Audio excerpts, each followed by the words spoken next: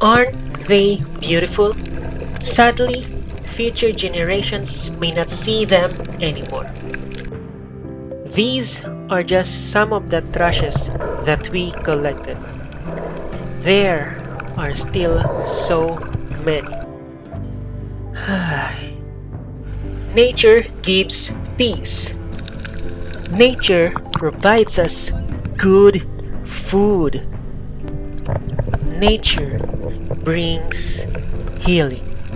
Please, let's start loving nature.